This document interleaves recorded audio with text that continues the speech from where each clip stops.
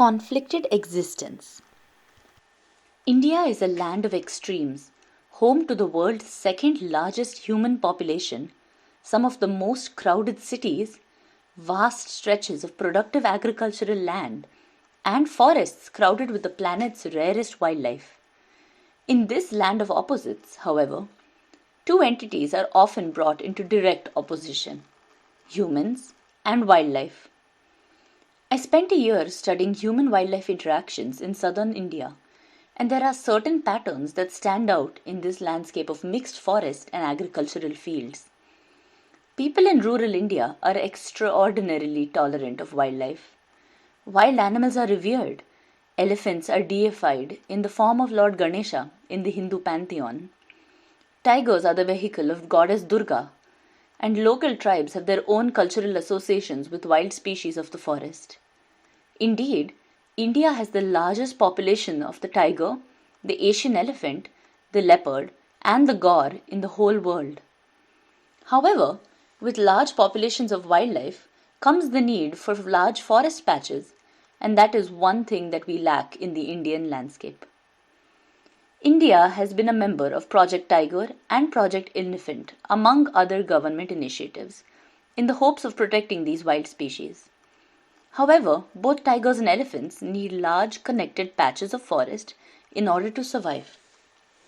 Tigers, like other big cats, have large territories, and too many cats in a small patch of forest can lead to territorial fights, inbreeding, or even a lack of prey.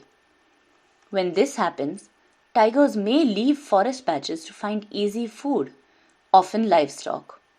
In India, livestock is often grazed in forests.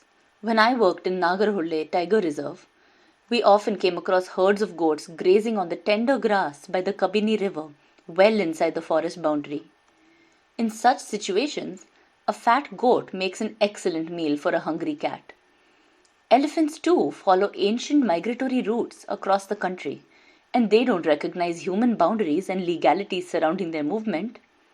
As forests shrink due to development and agricultural and urban expansion, elephants must look elsewhere for nutritious food, and conveniently find this requirement in the vast agricultural lands around forests.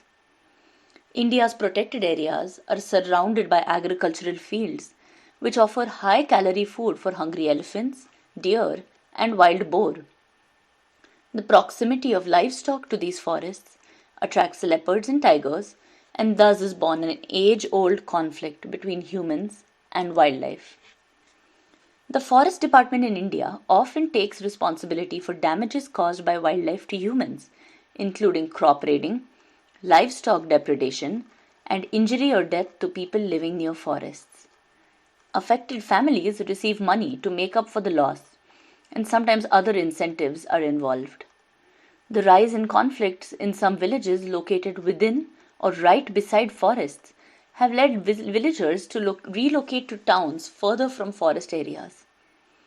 This also allows for their children to go to schools instead of walking long distances to reach the village government schools around the forest.